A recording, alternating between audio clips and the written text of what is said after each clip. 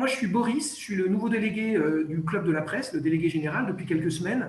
Le club est en train de prendre son virage digital. On veut réactiver notre base d'adhérents pour les faire communiquer beaucoup plus souvent, échanger des pépites, échanger des savoir-faire et des savoir-être entre nos membres, communicants et journalistes. Aujourd'hui, je voulais remercier Bruno, sans voisin. Bruno, que j'ai rencontré virtuellement il y a 15 jours, c'est le délégué régional du SINAP, le syndicat national des attachés de presse. Et il a très gentiment accepté de nous partager ce sondage national qui a été fait par le SINAP en décembre-janvier auprès de près de 200 journalistes, il le dira mieux que moi, pour savoir un petit peu comment se passe cette qualité d'échange d'informations entre journalistes et communicants aujourd'hui à l'heure des réseaux sociaux et de ce virage digital que tout le monde est en train de prendre. Donc, je vous remercie d'être là. Je vous souhaite une excellente session. Bruno, je te donne la parole. Tu passeras ensuite la parole à Sébastien Barriot, qui nous rejoint en Ile-de-France, dans le 93. C'est lui qui est dans l'Institut de sondage Data Observer qui a mené l'enquête. Bruno, je te laisse la parole. Oui, bonjour à tous, merci d'être là. Donc, je suis Bruno sans voisin, donc accessoirement, je suis attaché de presse et ça fait bien plus de 25 ans que ça dure. C'est un métier que je ne voulais surtout pas faire quand j'étais encore à l'école. Et puis j'y ai pris goût, c'est terrible. Le domaine de l'agence me plaît aussi beaucoup puisque ça permet de zapper constamment d'un sujet à un autre, d'un type de boîte à un autre type de boîte. Et il y a 5 ans, j'ai intégré le conseil d'administration du SINAP avec comme mission, entre autres, de m'occuper de l'Auvergne-Rhône-Alpes. Le SINAP, en gros, c'est un syndicat national, c'est le syndicat national des attachés de presse et des chargés de relations publiques. On a fêté l'année dernière nos 60 ans. On a fait un joli bouquin d'ailleurs, qu'un téléchargement gratuit depuis notre site sur ces 60 ans de relations presse. Voilà. Et après tout ce qui s'est passé là sur l'année qui vient de s'écouler, on s'est dit finalement le cœur de notre métier, c'est quand même ni plus ni moins que de créer des relations de confiance entre nous, attachés de presse, ou chargés de communication, de relations publiques, consultants médias, enfin bref, tout ce qu'on veut. Moi, j'aime bien attaché de presse. Ça, c'est mon petit côté vieille France. Et donc, on s'est dit, voilà, le cœur de notre métier, c'est ces relations de confiance entre journalistes et nous.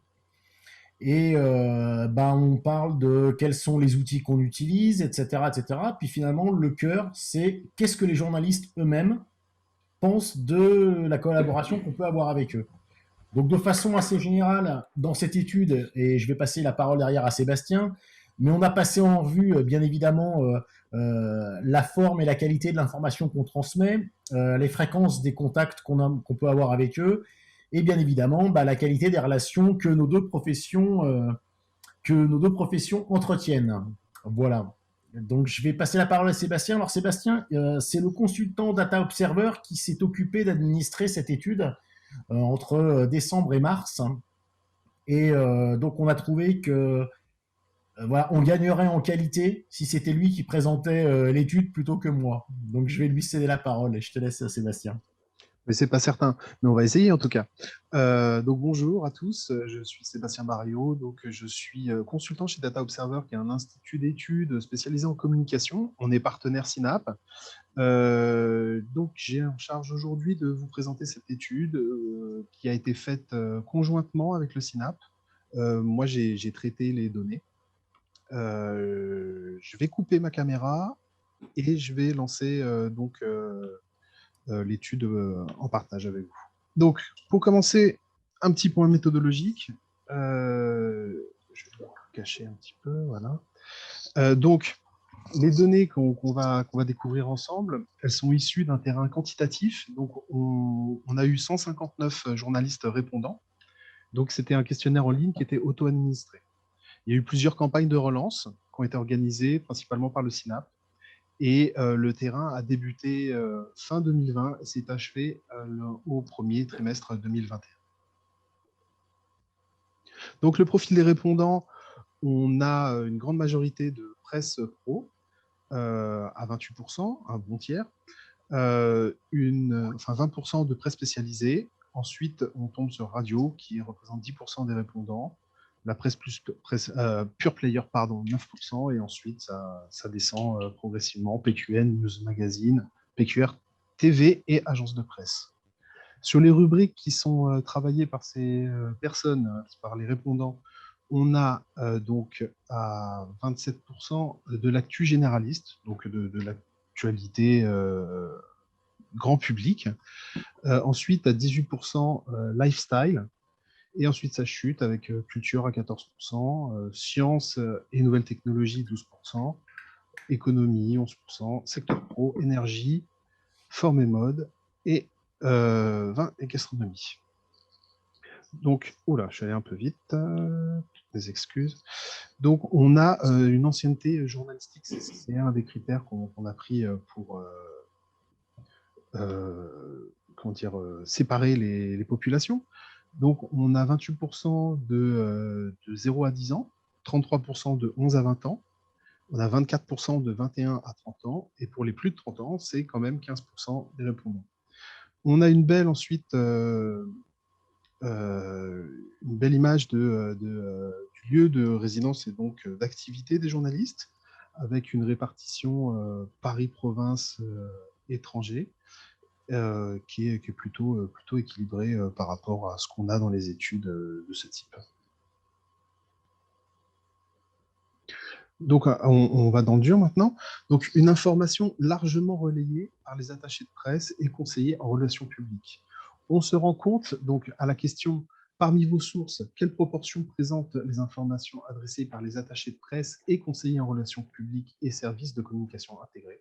Donc, 74% des répondants estiment que la moitié au moins de leurs informations viennent donc de ces personnes-là.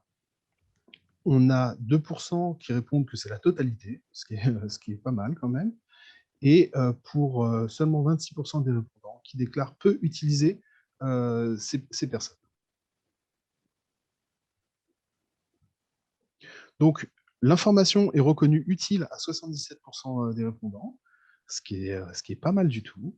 Donc, la question était, l'information transmise par les attachés de presse et conseillers en relations publiques vous est-elle utile? Donc, pour 77% de journalistes, la réponse est oui. Donc, très utile, 17%, assez utile, 60%. Donc, on a seulement 3% des répondants qui estiment que l'information obtenue de la part des attachés de presse et conseillers RP est considérée comme inutile. Donc, les supports les plus utiles, donc, on se rend compte que ce sont les outils classiques du métier. Donc, on a créé trois familles, dirons-nous. Donc, il y a les essentiels, donc ce sont les outils pratiques et classiques. C'est ceux qui ont le plus d'intérêt. Donc, on a le dossier de presse, qui est utile à 85%, le communiqué de presse à 76%, les études et enquêtes, 69%. Ensuite, on a créé la catégorie important, ce sont des supports qui sont déclarés utiles, qui sont moins publicités et avec des contenus moins appréciés, et principalement par les journalistes audiovisuels. On a les infographies, donc ça reste quand même des scores importants, donc utiles à 60%. Les iconographies, 59%. Donc là, on commence à chuter avec les verbatims et citations qui ne représentent que 41%. Et ensuite, on a créé donc cette catégorie, les dispensables. Là, on peut mettre le nom qu'on veut, hein, c'était juste pour marquer les esprits. Donc, vidéo, livre blanc, podcast, qui sont plutôt considérés comme peu utiles, voire inutiles par les journalistes interrogés. Alors, des communiqués de presse toujours largement diffusés. Donc, on se rend compte que plus de 41% des journalistes expriment le fait de recevoir plus de 100 communiqués de presse par semaine. J'attire quand même l'attention sur le fait qu'on était quand même, lors de cette étude, entre deux confinements.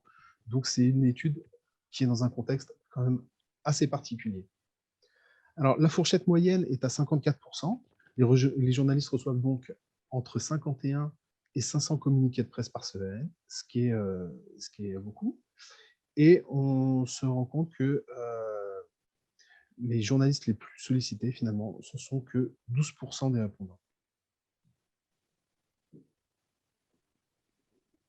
Alors, un usage des dossiers de presse plus modéré. Donc, on a 49% des répondants qui en reçoivent plus de 11 par semaine. Et un tiers qui reçoit entre 11 et 50. Et il est assez rare que des journalistes en soient plus de 50. On a quand même sur cette question, c'est la seule sur laquelle on a eu ça, 7% de ne sait pas. Si je peux On me peut... permettre juste, si je peux me Oui, permettre juste un commentaire, Sébastien, bien sûr. le chiffre des dossiers de presse peut sembler un petit peu étonnant sur l'engouement que les journalistes peuvent porter à cet outil qui est en gros le plus apprécié, tel qu'on l'a vu sur les slides précédentes. Oui, tout à fait. Maintenant, en même temps, c'est celui qui est le moins produit.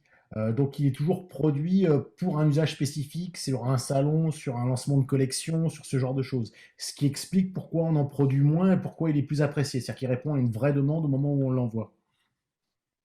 D'accord. Mais ce qui m'a troublé moi ici, c'était quand même les 7% qui ne savent pas s'ils en reçoivent ou pas. Effectivement, je comprends mieux avec ton explication. Donc, 45% des journalistes sont invités à au moins 2 événements par jour. C'est pas mal. Donc, on a 55% des journalistes qui sont invités à au moins 10 événements de presse de manière hebdomadaire. Donc, encore une fois, on était en période Covid et entre deux confinements. Donc, il y a un bon tiers qui en reçoit entre 11 et 100 par semaine, ce qui est assez important, et 10% qui reçoivent plus de 100 invitations à des événements par semaine. 58% des journalistes reçoivent au moins une proposition d'interview par jour. Donc, chaque semaine, 58% des journalistes interrogés reçoivent plus de 5 propositions d'interview et 37% plus d'une dizaine. Donc, on se rend compte que 42% déclarent en recevoir moins de 5 par semaine et 7 d'entre eux en reçoivent quand même plus de 100 par semaine, ce qui fait une moyenne de 20 par jour. Ici, donc, on voit que plus de la moitié des journalistes mènent plus de 3 interviews par semaine. Donc, c'est 55%. Il y a un bon tiers des répondants qui en effectuent entre 3 et 5. Et 1 sur 5, 20% des répondants qui en réalisent plus de 6 par semaine.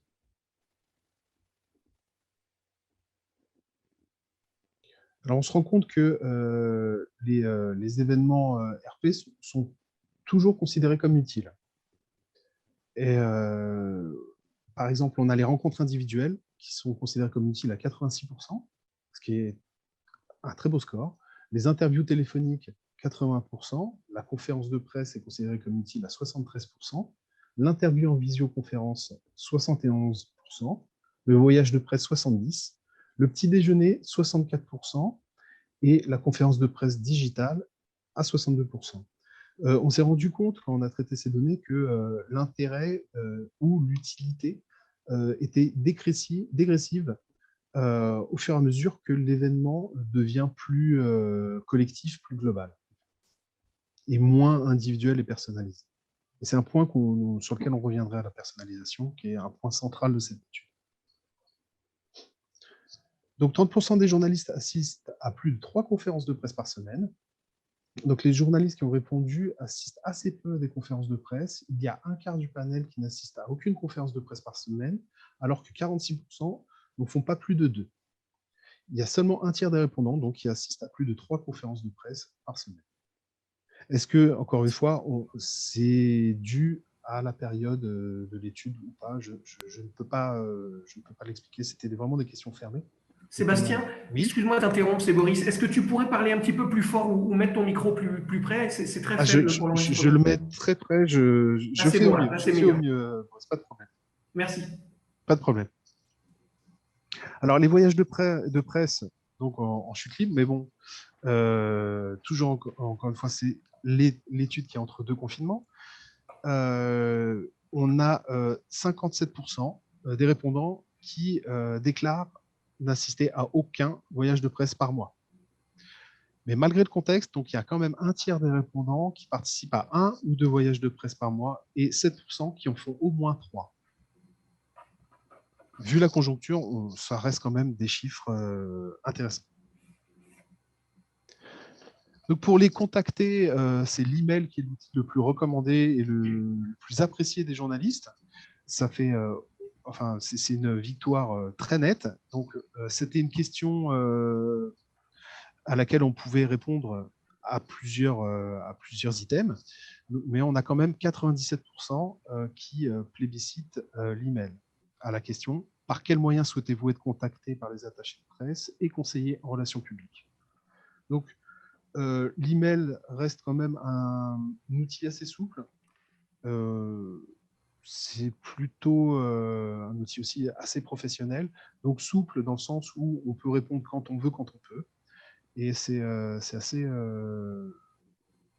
agréable pour le journaliste qui est très sollicité. Donc le téléphone, 35%, les réseaux sociaux, 9%, et le courrier est en chute libre, forcément, à 4%. Il y a quand même une temporalité dans le courrier qui n'est pas dans l'immédiateté comme l'email ou le téléphone. Je vais apporter un petit éclairage, excusez-moi, sur les réseaux sociaux. Alors, quand on parle des réseaux sociaux, est-ce que vous souhaitez être contacté par les réseaux sociaux? Ce qu'il faut noter, c'est que les journalistes n'aiment pas bien être pris à partie sur les réseaux sociaux de façon publique. En revanche, l'utilisation des directs messages sur Twitter, qui est en gros, si on parle juste réseaux sociaux, c'est le point de contact le plus intéressant pour les journalistes, c'est Twitter par direct message. Facebook, c'est du perso plutôt, c'est plutôt considéré comme du perso par les journalistes, etc.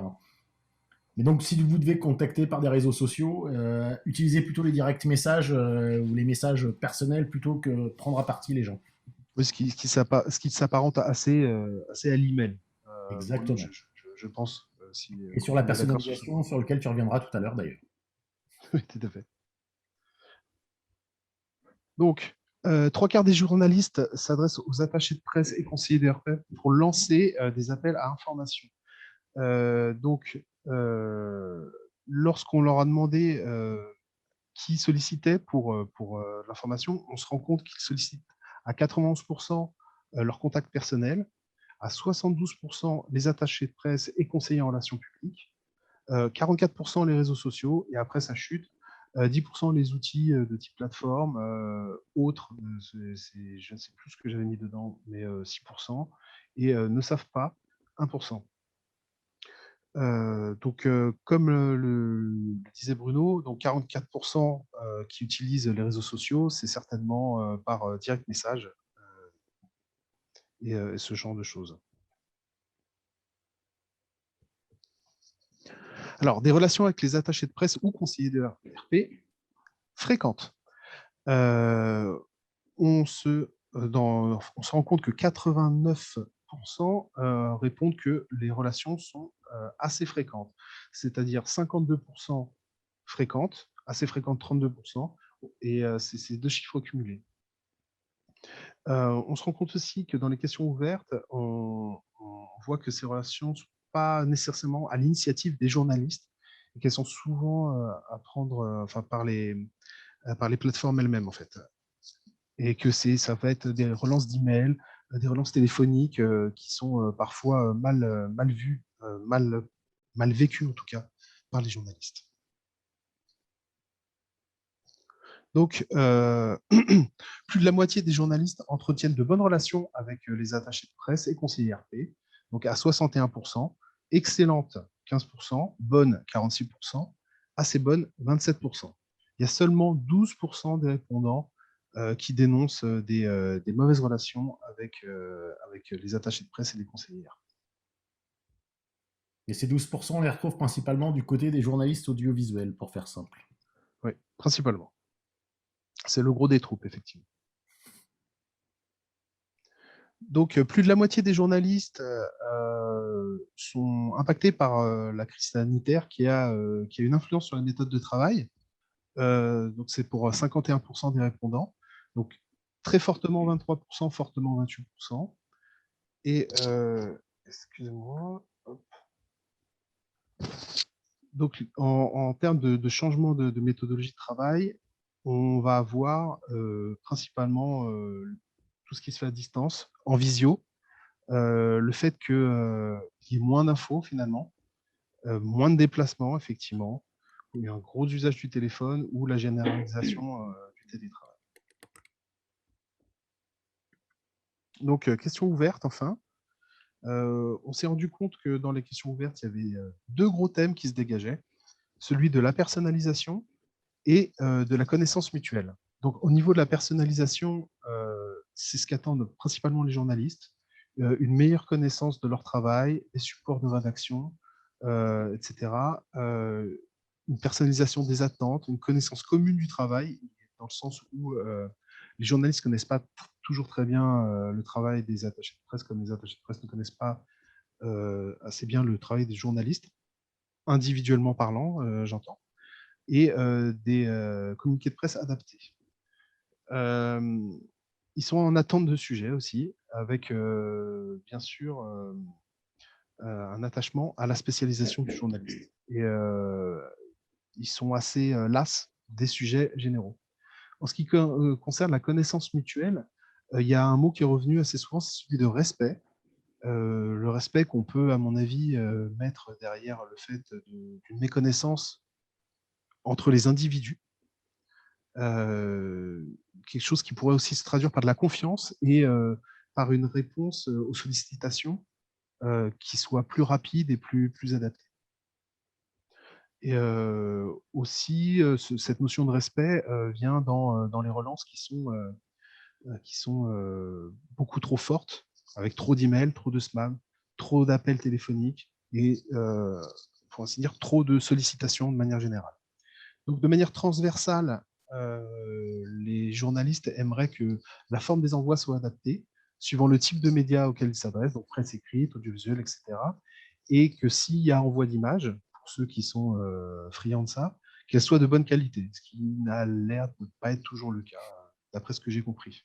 Donc, on a parlé des relances et des publicités. Ils sont en attente aussi d'informations plus locales, plus régionales, et des invitations à des événements locaux, avec bien sûr carnet d'adresse. En fait, ils aimeraient bien qu'on fasse inviter leur place, si on résume. Sur l'information généraliste, en fait, ils aimeraient plus de sujets exclusifs, des idées de reportage, de sujets, des chiffres, des infographies, des stats, des études, et bien sûr de l'économie, de la culture ou de la communication. Voilà, c'était la dernière diapositive à présenter. Je rends l'antenne, comme dirait l'autre. Alors, je voulais remercier Sébastien pour cette présentation vraiment très serrée en 20 minutes. C'est des résultats denses, et une enquête assez intéressante. J'aimerais d'abord demander au SINAP et ensuite vous donner la parole. Au SINAP, Bruno, qu'est-ce que vous avez pensé de cette enquête? Est-ce qu'il y a eu des éléments surprenants là-dedans? Alors, il y a des choses que l'on n'a pas apprises. On appelle ça la palissade. Quand un journaliste dit moi j'ai besoin d'informations ciblées, c'est une lapalissade. C'est le cœur de notre métier, c'est-à-dire connaître les journalistes, savoir sur quoi ils écrivent, et puis leur fournir une information qui va être taillée pour eux. Vous savez, alors, t'entends, j'enseigne à Sud de Com, et je donne toujours cet exemple-là, c'est-à-dire qu'il y a des journalistes qui sont amusés à créer un hashtag sur Twitter qui s'appelle communiqué idiot du jour. Et donc les mecs se lâchent en montrant des communiqués qu'ils ont reçus et qui ne sont pas du tout en adéquation avec les sujets qu'ils traitent. Et ça, c'est un vrai problème, parce que tout le monde le sait, tous les attachés de presse savent pertinemment que on cible notre information par rapport aux journalistes et par rapport aux médias, et donc par rapport à ses lecteurs ou ses téléspectateurs ou auditeurs. Mais finalement, on a beaucoup tendance, et ce qu'on observe régulièrement, c'est des envois en masse. Voilà, j'ai un communiqué de presse, je fais une liste de presse sur DataPress, Cision, hors antenne, comme on veut, et puis j'appuie sur le bouton, et puis ça part à 600 personnes. Donc ça, c'est quelque chose que je comprends qui est un peu agaçant de la part des journalistes. Donc ça, on n'a pas appris grand-chose. Le ras-le-bol de certains journalistes d'être relancés constamment, ça aussi, c'est quelque chose qu'on mesure et qui revient assez régulièrement. C'est-à-dire que j'ai envie de vous dire, si vous avez envoyé votre information au bon journaliste, ça ne sert à rien de l'appeler pour lui dire est-ce que tu as bien reçu mon communiqué, est-ce que tu vas faire quelque chose? Parce que si l'adresse est bonne, il l'a reçu. Si il va faire quelque chose, eh ben, on lit son canard ou on consulte son média. Et c'est d'autant plus vrai que quand on regarde les chiffres que nous a apporté Sébastien, c'est-à-dire le nombre de communiqués ou de dossiers de presse que reçoivent les journalistes. Donc si on relance à chaque fois sans rien apporter, bah, c'est une catastrophe. Ce qui nous a un peu plus étonné, ce qui nous a un peu plus étonné, ça a été l'utilisation du dossier de presse. On s'est interrogé là-dessus parce que moi, à titre personnel, le dossier de presse, c'est quelque chose que je ne fais quasiment plus. Parce que ça demande une énergie de dingue, du temps à plus savoir quoi en foutre, et finalement, l'intérêt est somme toute assez minime, puisque ça reste de l'info non chaude. Euh, L'explication est celle que je vous ai donnée, qu'on a pu trouver, et celle que je vous ai donnée tout à l'heure, c'est-à-dire que vous avez certains journalistes qui travaillent sur des médias plus froids, peut-être des mensuels et trimestriels, où il y a des secteurs comme la culture, la mode, les cosmétiques, qui eux travaillent sur des saisons, sur des informations plus larges. Et donc là, effectivement, le dossier de presse va présenter un intérêt. Mais après, sur le reste, on a été ravis de constater que finalement, notre métier, ou en tout cas ce qu'on fait, est apprécié et considéré comme utile par les journalistes. On n'a pas appris grand-chose, mais ça fait bien de se le rappeler quand même. Voilà peu de choses près ce que je peux dire de cette étude. Le côté demande de ciblage, c'est une évidence et c'est aujourd'hui un vrai problème. Ok. Alors, la balle est dans votre camp. Vous avez entendu ces chiffres. Vous êtes journaliste, communicant. C'est quoi votre quotidien? Est-ce que vous vous retrouvez dans ces chiffres? Est-ce que vous avez des réactions par rapport à ces chiffres? Euh, je, je- je veux bien réagir, si c'est possible. Éliseo, bien sûr. Oui, voilà, je ne veux pas accaparer parce que. Non, mais simplement, d'abord, je voulais savoir si. Enfin, moi, je vis très bien les relations presse. Pour moi, j'ai l'impression qu'on fait le même métier. D'ailleurs, quelle est leur formation? Est-ce qu'ils ont une formation de journaliste, d'ailleurs? Peut-être les questions vaut peut-être le coup d'être posées, je ne sais pas. Alors, en fait, concrètement, il y a des écoles de communication avec des spécialisations en relations presse. Et ce qu'on va apprendre dans ces écoles-là, c'est en gros quels sont les outils que l'on utilise, euh, quelles sont les chartes, entre guillemets, à respecter. C'est des connaissances de la presse et des différents médias et comment aborder un journaliste. Des choses qui vont être peu vues dans ces écoles-là, c'est typiquement quand est-ce que je relance un journaliste, comment je fais au téléphone si je vois que je le saoule. Est-ce que je mets quand même le pied dans la porte ou est-ce que je propose de rappeler un autre moment, vous voyez? Mais Alors, il y a, et des cours il y de a- français, bien évidemment, et de rédaction, ça va de soi. c'est ça, c'était apprendre un angle pour faire quand même un communiqué de presse fait par relation presse. On sent tout de suite la différence avec un chargé de communication parce que c'est anglais, c'est vraiment intéressant. Alors, mon regret, c'est qu'une fois sur deux, il manque, surtout dans cette période, l'illustration ou la photo. Alors, ça, c'est bon, on ne veut pas les transformer en plus comment dire, en esclaves. Mais c'est vrai qu'en ce moment, c'était compliqué. Et moi, ce que je voulais vous dire, puis après, je laisserai la parole à mes collègues, c'est que la difficulté que moi je rencontre, c'est avec les chargés de communication, qui est pour moi, c'est une véritable plaie, je pèse mes mots, parce que souvent les collectivités nous envoient, enfin, nous donnent, alors je ne vise pas les gens, ils sont comme ils sont, je sais pas, bon. Mais dans la façon de travailler, les gens nous mettent en relation avec les chargés de com, pensant que ce sont des relations presse. Alors là, c'est un petit peu la panique à bord parce on reçoit le contraire de ce qu'on a demandé. Et quand il y a un souci, c'est jamais de la faute du chargé de com, c'est toujours le journaliste qui a mal compris. Donc ça m'a valu quelques désagréments dans ma carrière professionnelle, qui fait que maintenant je les évite sciemment. Je vais directement soit au maire, au directeur, au patron de l'entreprise, etc. Donc comment faites-vous, vous, pour justement, parce que moi, sur 10 communicants, j'ai 2 relations presse et 8 chargés de communication.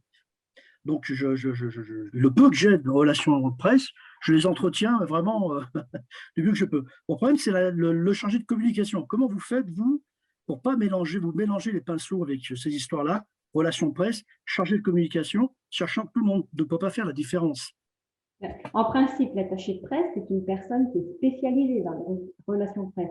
Donc, elle va avoir une formation spécifique. Bon, on a effectivement, on vient d'évoquer, il y a diverses écoles qui sont spécialisées dans les relations presse. À titre personnel, moi, je suis diplômée de l'Institut politique de Lyon, donc de Sciences Po Lyon, pour avoir une solide formation générale. Et je pense que vous avez cette difficulté entre les chargés de com et les attachés de presse parce qu'effectivement, les chargés de com, c'est des gens qui sont peut-être plus ou moins bien formés, qu'on a placés là, plus ou moins, parfois, surtout si c'est des collectivités territoriales, placées plus ou moins de façon pertinente. Hein, ça peut être très variable, leur niveau à la fois de formation, de connaissances et je dirais, de bonne approche de la presse, c'est très variable. Donc, je crois que cette difficulté-là, vous l'avez parce que, effectivement, ce ne sont pas des gens qui sont spécialistes, ce n'est pas leur pratique. Ils ont peut-être fait d'autres choses avant, ils font peut-être d'autres choses après. On pouvait tomber par bonheur sur quelqu'un qui va être plus pointu, qui va être plus formé, plus à l'écoute, etc., plus consciencieux aussi, hein, parce que ça dépend aussi, je dirais, de la personne, de son tempérament, aussi tout simplement de sa conscience professionnelle, ça joue. Mais je crois que cette non-spécialisation, bien malheureusement,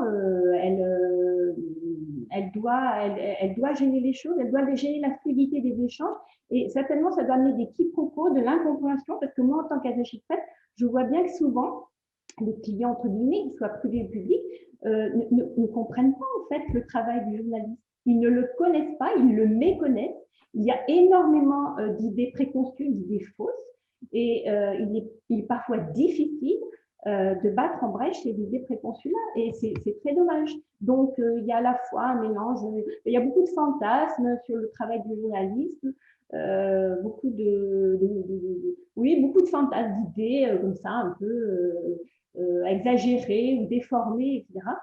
Donc, ce qui fait que ça doit, je pense, pour vous, enfin, pour vous, journalistes, ça doit freiner, ça doit gêner parfois le contact. Enfin, moi, c'est une partie de l'expérience, des choses que j'ai pu constater sur le terrain. Donc, c'est vrai que les attachés de presse, souvent, sont mieux formés et ont plus l'expérience et donc vont répondre plus vite à votre demande, vont savoir, en fait, le secret, c'est de se mettre à votre place, tout simplement. De quoi avez-vous besoin? Quelles sont vos contraintes?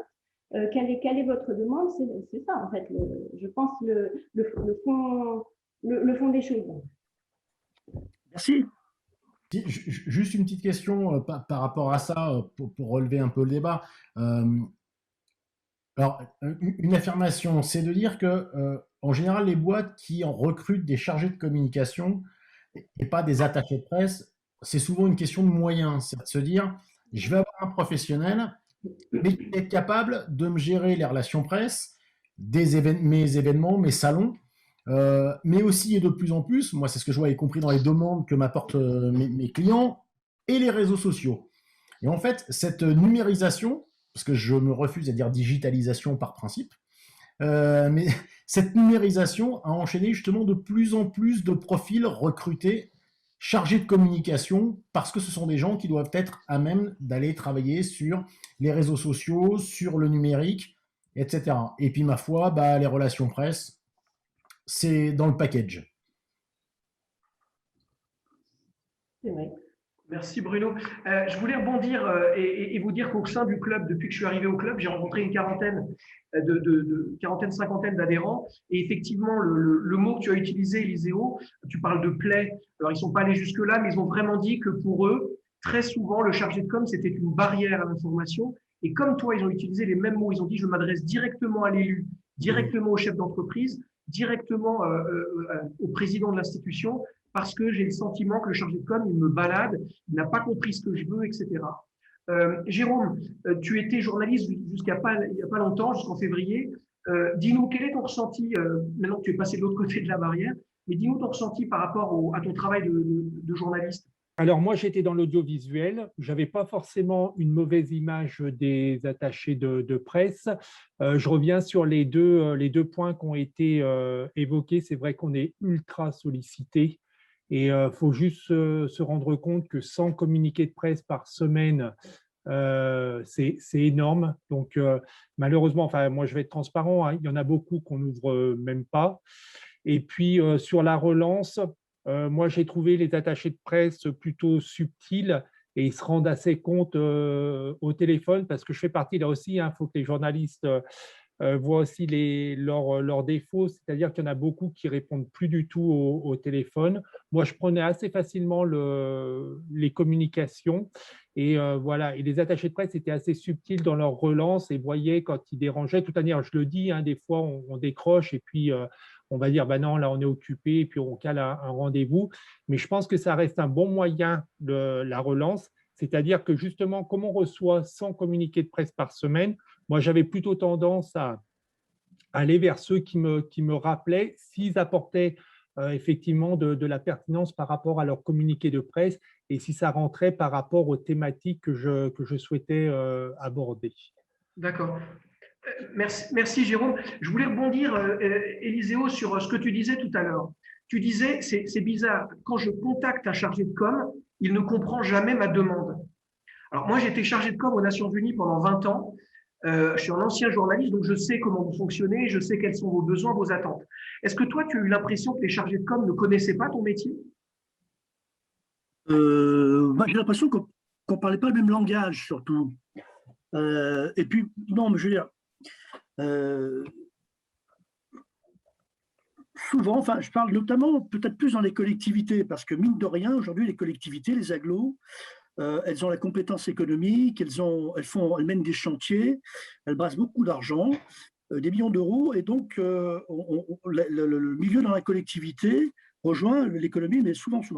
Et donc, moi, voilà, je vais le dire, hein, on a des gens qui sont placés en communication. Alors, je généralise pour qu'on comprenne, mais c'est peut-être, je ne sais pas, peut-être deux sur trois, on va dire, qui sont placés, moi j'ai affaire quelquefois à des cerbères, c'est-à-dire que il faut que j'insiste, oui, mais la personne n'est pas libre, etc. Et c'est les personnes qu'on peut retrouver 6 mois ailleurs dans une autre collectivité, et 6 mois ailleurs dans une autre collectivité, alors que souvent, c'est un changement d'entreprise. Il faut passer par des annonces, etc. Moi-même, j'ai eu l'occasion, à une période un petit peu plus délicate professionnelle dans ma vie, de postuler, d'envoyer des dizaines de candidatures. Et quand j'ai pu m'apercevoir par la suite qui avait été pris, c'était souvent des noms qui sonnaient bien dans certaines collectivités. Bon, voilà, j'arrête là. Mais ce que je veux dire, c'est que tout ça crée de l'incompétence et crée des difficultés de travailler. Un jour, je me suis retrouvé avec une entreprise du côté du Nord-Isère où le patron, que je connaissais bien, m'avait mis entre les mains d'une brave personne, d'ailleurs au demeurant, où j'avais tout un sujet à faire sur une innovation. J'avais pris des notes, on avait relu les notes ensemble, hein, sur un calepin genre ça. Et bon, l'article, à la fin, était faux dans les chiffres, etc. Ce qui fait qu'il a fallu que, comme je travaillais pour 3 titres, faire un communiqué dans les 3 titres, avec des précisions, un rectificatif. C'est jamais très sympa, ça met un petit peu en difficulté sa façon de travailler. Et quand j'en ai parlé à mon patron, qui à l'époque avait plus de bouteilles que moi, il m'a dit, mais quand tu as le numéro de téléphone d'un patron, ne t'en remets pas à sa chargée de com. Et ça avait été une grande leçon de journaliste que j'avais pris. Donc aujourd'hui, je prends les numéros de téléphone et voilà. Bon, après, il y en a toujours des compétents et des compétentes dans le lot. Je généralise vraiment, je force le trait, on va dire. Mais c'est compliqué, surtout que c'est des gens qui sont là et qui doivent quelque chose à leur supérieur et qui se montrent très défensifs. Voilà. Et souvent, ils voient le journaliste comme quelqu'un qui est là pour gratter un petit peu, faire un petit peu les corbeilles pour voir ce qui se passe dedans. Et si tant est qu'on peut sortir une information qui dérange un peu, alors là, ça devient très compliqué.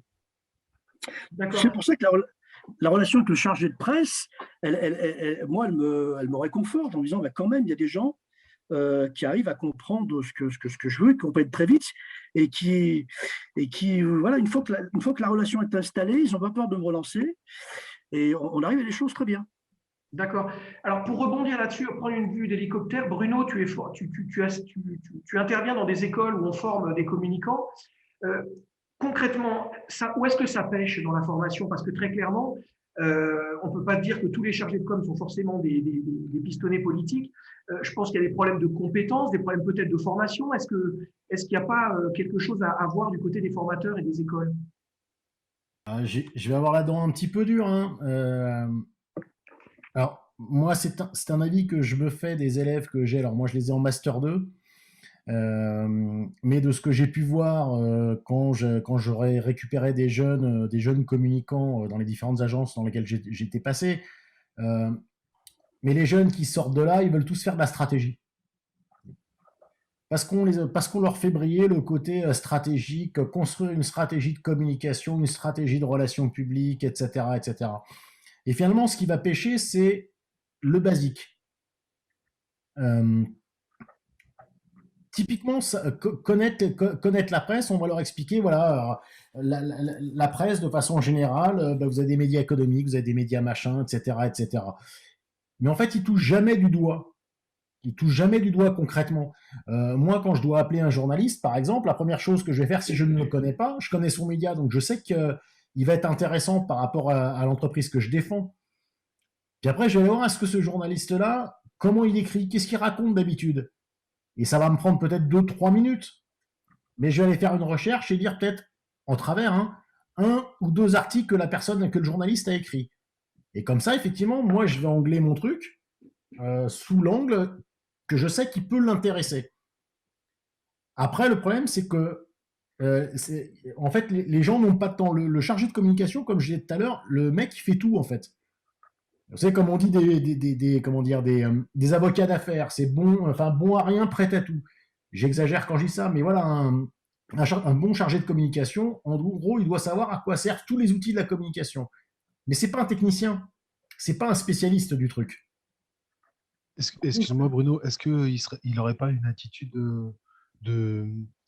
pareil, hein, je vais caricaturer, mais une attitude un peu commerciale, quoi. Il essaye de vendre son truc à tout prix, quoi. Bah, le problème, c'est que c'est très compliqué pour lui. C'est-à-dire que d'un côté, cette personne-là gère la pub, donc va faire un plan média, et puis il va être habitué à ce qu'ils doivent payer pour avoir un contenu. Pour un journaliste, bah, c'est différent, il faut arriver à le convaincre. Et puis après, Éliseo, vous disiez, quand vous travaillez avec des grandes administrations, trucs comme ça, ben, ouais, vous avez aussi le client en face de vous. Et moi, ça m'a pris quelques années, par exemple, d'être capable de dire à un de mes clients, bah non, gars, parce que je vais pas faire ce que tu me demandes. Tu me payes pour du conseil, c'est juste écrire un communiqué et le balancer à une cible super large.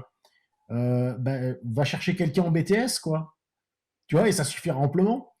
Moi, ma valeur ajoutée, c'est de te dire non, on va pas aller tabasser, enfin, on va pas aller harceler un journaliste sur ce sujet-là parce que ça n'intéressera pas. Toi, tu es super fier, tu as rajouté un petit bouton sur ton terminal informatique.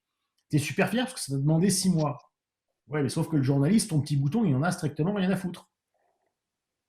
Donc, il y a aussi ce côté relation client ou relation à sa hiérarchie qui, à mon avis, comment dire, n'est pas expliqué, n'est pas appris dans les écoles.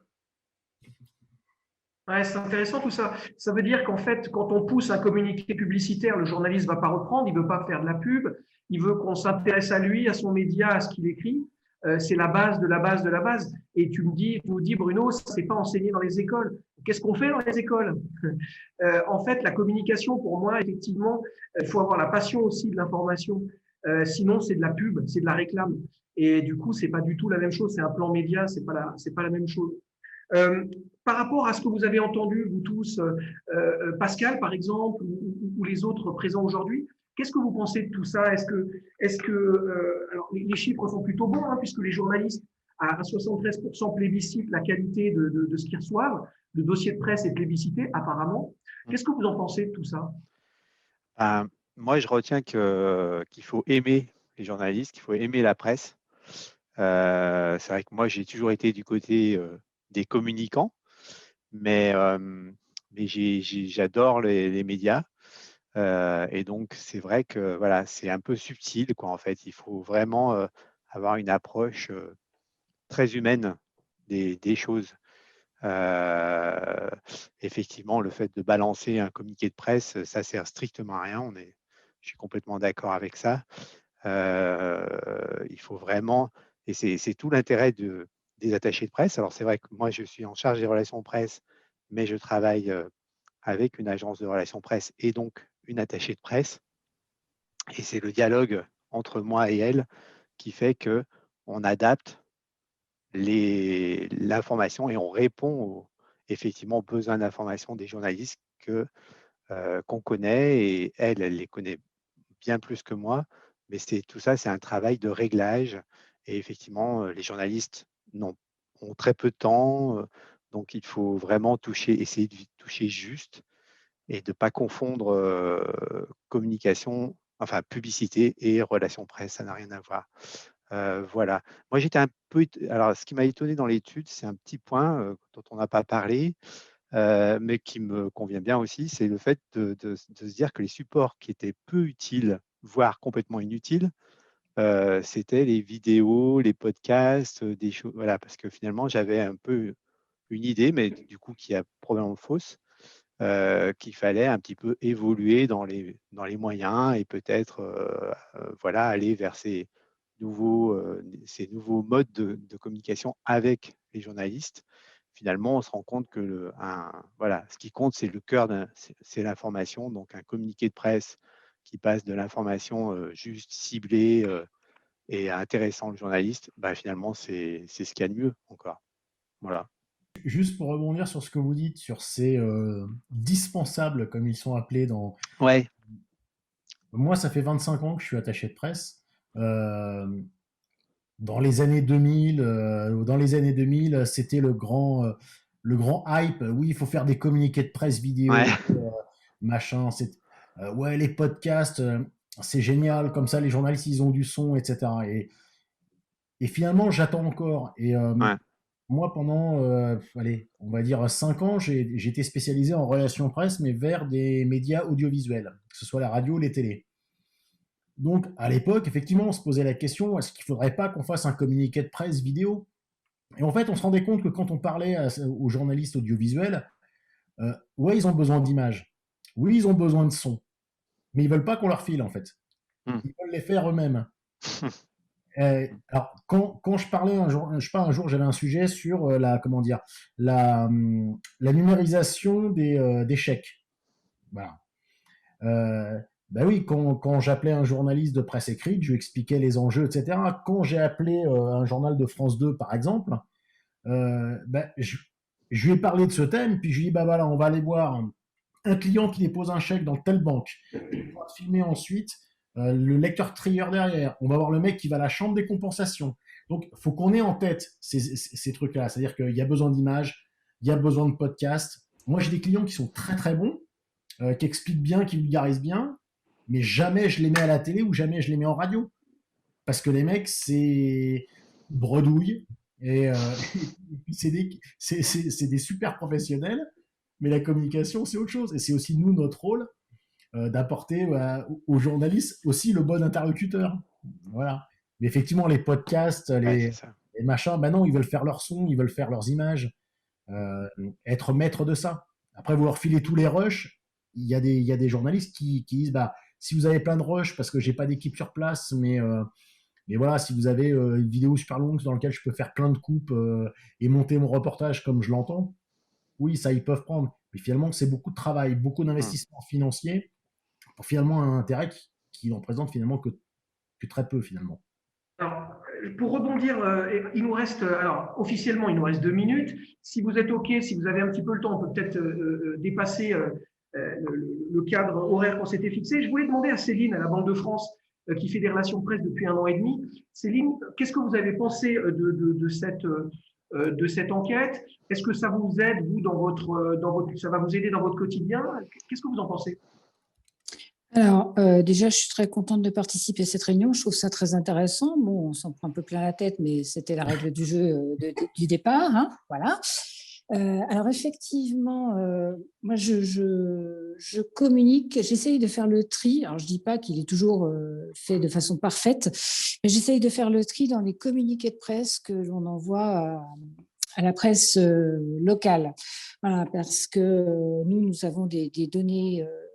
une communication plutôt économique ou éducative avec l'éducation financière des publics. Et donc, je n'enverrai pas ça à un journal qui va traiter de l'histoire ou de l'environnement, etc.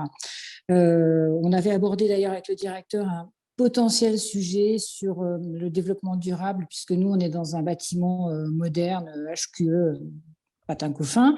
Donc voilà, mais en fait, j'essaye, depuis que je suis sur mon poste, de cibler les journalistes que je contacte. Et alors, j'espère que je le fais correctement, mais en tout cas, j'ai des des sollicitations régulières de la part de journalistes que maintenant je connais puisque je suis en poste depuis 1 an et demi. Donc voilà, quand ils veulent une interview avec M. Bérin, enfin le directeur régional, pardon, ils me contactent, on trouve un rendez-vous, il me donne les sujets qu'il souhaite voir avec lui et puis je leur fais un retour en général qui est très rapide pour caler un rendez-vous. Et M. Béret, donc le directeur régional, relit les articles pour vérifier que les données au moins chiffrées soient exactes.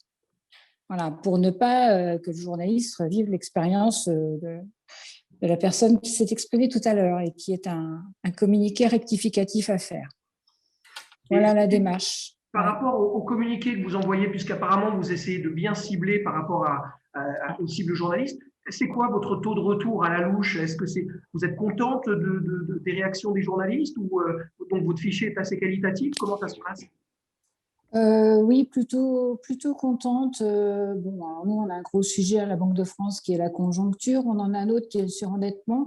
Et on a quand même des retombées assez valorisantes. Bon, j'ai fait un gros bid la dernière fois, mais j'ai envoyé un communiqué de presse à la presse régionale sur un sujet économique. C'était à la demande du siège. Ça concerne la facturation électronique à venir d'ici 2023 dans toutes les entreprises. Bon, là, il faut être honnête, il n'y a pas eu de retour presse. Mais bon, personnellement, je m'y attendais un peu. C'était la demande de nos services centraux. Donc, bon, voilà, on a transmis. Après, je suis d'accord avec les interventions de tout à l'heure. Ce qui intéresse, c'est les données, les informations locales. Nous, on est interrogés sur ce qui se passe dans le Rhône, éventuellement sur la région Auvergne-Rhône-Alpes, mais au niveau national, ça peut servir de base et de comparaison, mais ce qui intéresse vraiment les journalistes, c'est ce qui se passe chez nous, quoi. D'accord. Merci Céline. Je voulais en profiter pour demander à Elsa, Anne et Julie, par exemple, de nous expliquer ce qu'elles en pensent aussi, leur réalité quotidienne. Merci. Je me permets, je voulais justement intervenir. Quand on parlait tout à l'heure justement un peu des formations des attachés de presse ou des responsables presse, moi ça fait 2 ans que j'exerce une fonction presse à EM Lyon, mais je suis rentrée plutôt à l'école en 2013 par un biais plutôt marketing. Et je trouve aussi ce qui est important, je m'imagine que des jeunes qui sortent d'une école et qui tout de suite veulent être attachés de presse, la difficulté aussi, c'est que ce soit auprès des journalistes, c'est de parler de l'école, des produits qui existent, des participants et des étudiants. Et moi, je trouve que n'avoir pas commencé justement une carrière presse tout de suite après une formation initiale, ma connaissance produit, ma connaissance des formations, des participants, des étudiants, d'avoir vraiment eu ce lien de proximité, fait qu'auprès des journalistes, voilà, il y en a beaucoup qui me sollicitent parce que je sais les mettre en relation tout de suite avec des bons témoins. Je suis l'actualité de nos diplômés qui vont monter, je sais pas, des entreprises, un peu dans diverses activités. Et je trouve que c'est ça, c'est qu'il y a quand même un moment donné où d'avoir une autre expérience aussi et une très grande connaissance de l'entreprise. Quand on est peut-être que responsable communication et qu'on l'a toujours été, on reste peut-être trop en surface des choses. Et pour les journalistes, voilà, il faut aller un petit peu plus dans l'explication de quelle est la pédagogie, à qui on s'adresse. On est justement sur des cibles qui sont diverses et variées, qui sont complexes. Et c'est vrai que moi, je trouve qu'aujourd'hui, d'avoir fait autre chose avant, d'avoir été peut-être même sur une fonction un peu marketing commercial, m'aide davantage aujourd'hui à répondre à des journalistes. Ok. Voilà, merci Julie. C'est vrai, pour ne pas rester en surface, c'est un mot important, de bien connaître son entreprise pour en parler et trouver voilà, les on n'est bancs, pas juste vecteur et diffuseur, il faut aussi s'approprier les sujets pour savoir en parler aux journalistes en fait. Ah, c'est-à-dire qu'on est les premiers porte-parole des entreprises qui nous mandatent, hein, et donc je rejoins là-dessus. Et puis je voulais dire aussi par rapport aux chiffres, vous parliez des chiffres des dirigeants et tout ça. Par contre, voilà, faire aussi quand même confiance aux responsables presse ou attachés de presse, parce qu'au final, on a ce travail de préparation avec le dirigeant. Donc moi, par exemple, pour la directrice générale, je lui prépare tous ces chiffres, toutes ces informations en interne parce qu'elle seule ne peut pas aller chercher, glaner les infos quand sous 3 jours, elle doit répondre à une interview sur tel ou tel sujet, tellement on en a. Et donc, en fin de compte, moi, les chiffres sont toujours vérifiés, validés en interne, et on lui apporte des données fiables. Voilà. Merci Julie. Elsa, Anne, vous avez des choses à rajouter ou peut-être Nazaranine aussi? Moi, j'ai trouvé que c'était assez intéressant.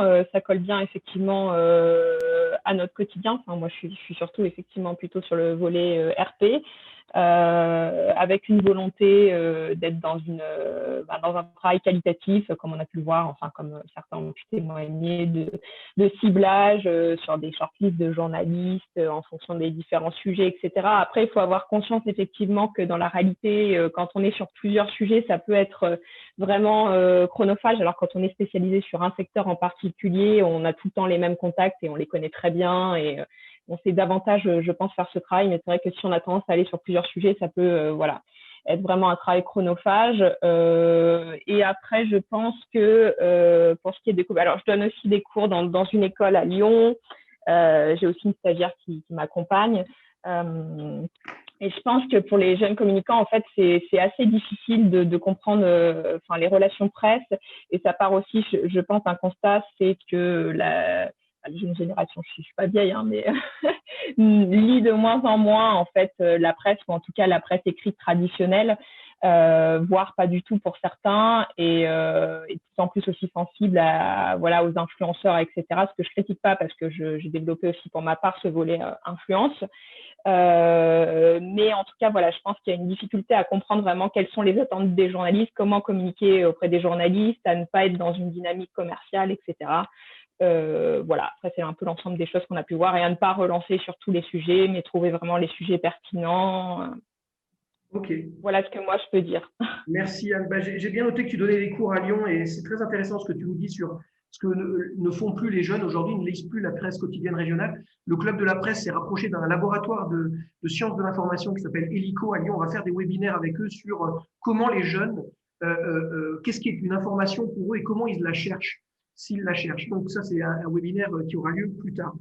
Anne, pour White Mirror, l'agence de la place Bellecour, qu'est-ce que tu penses de tout ça? Non, mais c'est effectivement, tous ces gens sont assez représentatifs de ce qu'on vit tous les jours, donc c'est vraiment intéressant. Moi, je suis accompagnée aussi là d'une stagiaire depuis peu, et c'est vrai que je constate aussi que dans les candidatures qu'on a reçues, les plus entretiens que j'ai pu faire, c'est des jeunes qui lisent peu finalement la presse, et qui est quand même pour moi la première question qu'il faut poser à une personne quand on la reçoit, quand elle a envie de travailler avec des journalistes, c'est de savoir s'ils ont une petite connaissance quand même des médias. Et pour moi, il faut avoir quand même cette appétence pour les médias, qui soient papier, qui soient papier, web ou audiovisuel. Mais c'est vrai que j'ai l'impression aujourd'hui de plus en plus rare. Donc voilà, ça c'est vrai que c'est un point intéressant. Voilà pour moi. Non, après tout ça est très intéressant comme échange. Il y a aussi le côté effectivement relance téléphonique, qui est toujours un sujet un peu délicat à aborder avec des journalistes, parce que souvent, quand c'est mal fait, en effet, c'est compliqué, mais on a aussi des journalistes qui nous... Enfin, moi, en tout cas, les journalistes lyonnais avec lesquels j'ai l'habitude de travailler, qui souvent me remercient plutôt que m'envoient paître quand je les appelle, parce qu'ils n'ont pas eu le temps de le voir, et que voilà. Après, effectivement, il faut le faire en bonne intelligence et de manière vraiment ciblée pour que ce soit efficace. Et c'est sûr qu'on ne fait plus ce qu'on faisait encore il y a 10 ans, quand moi j'ai démarré le métier, c'est-à-dire prendre un fichier presse et appeler les journalistes un par un jusqu'à ce qu'on ait fait le tour du fichier, quoi. Aujourd'hui, ça marche évidemment plus. Merci Anne. C'est vrai que le métier a changé, mais on voit que seuls 3% des journalistes sont captés sur les réseaux sociaux. Du coup, ça reste à 90% le bon vieux communiqué de presse ou le dossier de presse. Est-ce que, avant qu'on fasse une petite conclusion, j'aimerais vous proposer une petite conclusion en 2 phrases. Est-ce que quelqu'un aurait quelque chose à nous partager encore avant qu'on conclue cette séance? Non, juste une petite précision. Je ne sais pas si vous m'entendez. Oui. Non, sur l'histoire que les jeunes ne lisent pas la presse, en fait, oui, c'est vrai. En tant que support papier, ils la lisent quasiment plus, sauf quand papa, maman achètent un journal. Mais par contre, ils la lisent de façon indirecte, parce que je ne sais pas si je prends des événements journalistique comme la Tribune des Généraux, parce que tout le monde en parle, tout le monde l'a lu, sans acheter valeur actuelle, mais ça a été repris par des tonnes de sites, d'informations, Snapchat, j'en passe, et des meilleurs. Donc c'est un petit peu tronqué, mais ils la lisent, mais ils ne le savent pas en fait qu'ils la lisent. Voilà la différence. Merci Eliseo. C'est vrai que la PQR sert toujours de base, elle est reprise sur les médias nationaux et la télé. Exactement. Je précise juste une chose, c'est que non seulement les plus jeunes ne lisent pas la presse papier, mais ils ne regardent pas non plus la télévision. Comme dit, j'ai une adolescente, une grande adolescente à la maison, et qu'est-ce qu'elle me dit? Elle me dit, la télévision, je ne comprends pas le concept. Donc voilà, c'est clair. Donc si vous voulez, pour s'informer, ce n'est pas la presse écrite, ce n'est pas la télévision, ce n'est pas la radio non plus. C'est effectivement Internet, c'est YouTube, c'est plein de choses, c'est effectivement les réseaux sociaux. Ça peut être à la limite par la presse, de façon générale, peut récupérer les jeunes par l'intermédiaire de leurs propres réseaux sociaux, soit par Twitter, etc. Donc, elle peut faire passer une info indirectement par cet intermédiaire. Mais quand vous entendez la télé, je ne comprends pas le concept, bon, vous vous dites qu'il y a quand même dans les années, dans les décennies à venir, des bouleversements qui vont arriver. Là. Ça, c'est évident. Alors Nathalie, tu as tout à fait raison. La presse, elle est dans ce qu'on appelle le moment Tarzan, c'est-à-dire elle est en train de lâcher une liane pour en prendre une autre. Et c'est exactement ce qui est en train de se passer au Club de la Presse. Vous avez tous dit la même chose aujourd'hui et je suis vraiment très content. Vous avez tous dit une chose, c'est qu'en fait, il fallait se connaître pour pouvoir bosser ensemble. Si un communicant ne connaît pas ses journalistes cibles, ne connaît pas leurs attentes et leurs métiers, leurs contraintes en termes de délai de production, en termes de matériel de production, il ne fera pas du bon travail de communicant. D'accord ? Et un journaliste, de même, c'est normal qu'il soit énervé de recevoir une centaine de communiqués par semaine, dont 98% ne le concernent pas. Alors, le Club de la Presse, il plaide coupable. Et je vais vous dire pourquoi. C'est parce que l'annuaire du Club de la Presse, que je vous montre, mais je ne sais pas si vous le voyez à l'écran, l'annuaire du Club de la Presse, il a un défaut. C'est que c'est un catalogue qui n'est pas thématisé. C'est-à-dire qu'aujourd'hui, si vous cherchez tous les journalistes qui font du journalisme sportif à Lyon, vous ne pouvez pas les trouver, à moins de vous prendre les 200 pages et de vérifier si telle ou telle personne fait du sport. Idem pour la gastronomie, idem pour la santé, etc. Eh bien, nous allons, et je vous l'annonce en avant-première, thématiser cet annuaire. Non seulement vous allez pouvoir, sur la page arrière, dans un index, trouver tous les journalistes qui font de la gastronomie et du tourisme à Lyon, ou de l'économie et de la vie des entreprises, ou de la tech, ou de la finance. Mais non seulement les journalistes, mais aussi les communicants qui sont spécialisés. Parce que ces attachés de presse, ils ont un avantage par rapport aux chargés de com, c'est qu'ils connaissent, ils sont censés parfaitement connaître les sujets sur lesquels ils travaillent. Et nous, par exemple, on est en contact avec des agences de relations presse qui sont spécialisées en environnement, qui sont spécialisées en sport, qui sont spécialisées en économie. Eh bien, ces gens-là, on va les mettre sur cette page thématisée en disant le jour où une entreprise ou un journaliste cherche un communicant qui peut lui apporter des pépites sur un thème spécial, eh bien, il le trouvera au sein du club. Donc, on va créer au sein du club, et ça, je vous l'annonce aussi, des cercles, des pôles d'excellence. On a commencé avec la gastronomie, avec Yves Rouège, qui nous a fait un webinaire sur la gastronomie lyonnaise. C'était passionnant. Il y a de quoi faire une série de 6 magazines de 26 minutes. C'est passionnant, c'est chiffré. Et Yves va rallier tous les journalistes en gastronomie, œnologie, tourisme de la région pour faire ce pôle au sein du club. On va faire la même chose sur toutes les thématiques.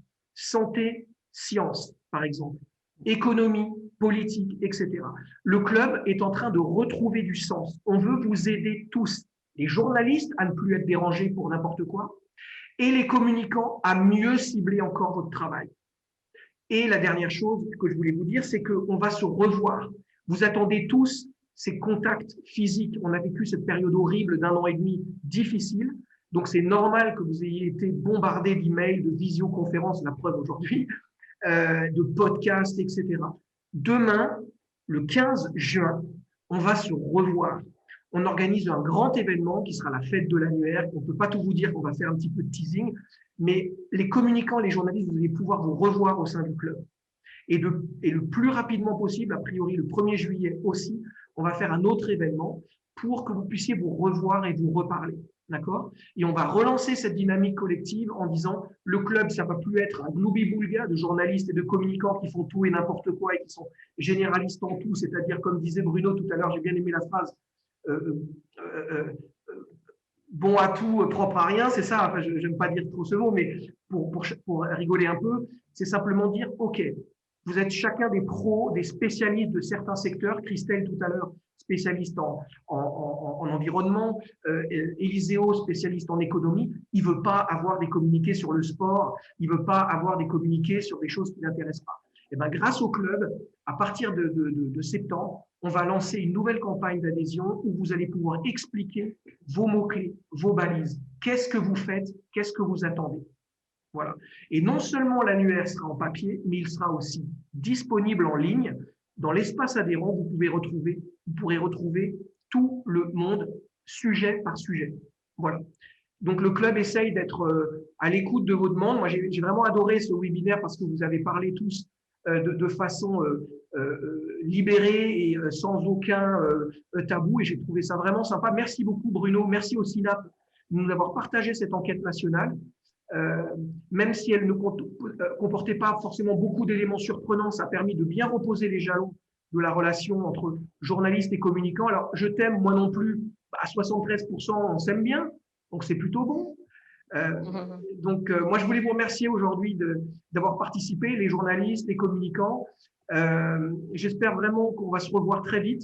Donc, je vous invite le 15 juin, tous les adhérents, le 15 juin, à venir nous retrouver. Suivez-nous sur les réseaux sociaux. Et vous trouverez les éléments de teasing de cette rencontre comme les petits cailloux du petit pousset pour vous emmener vers cet événement. Bruno, merci beaucoup. Sébastien, merci. Merci à toutes les participantes et à tous les participants. Je vous donne rendez-vous à très bientôt et je vous remercie beaucoup d'être restés jusqu'à la fin. Il est 13h15. Voilà. Comme promis, une heure bien tassée, bien dense. Merci à toutes et à tous et je vous dis à très bientôt.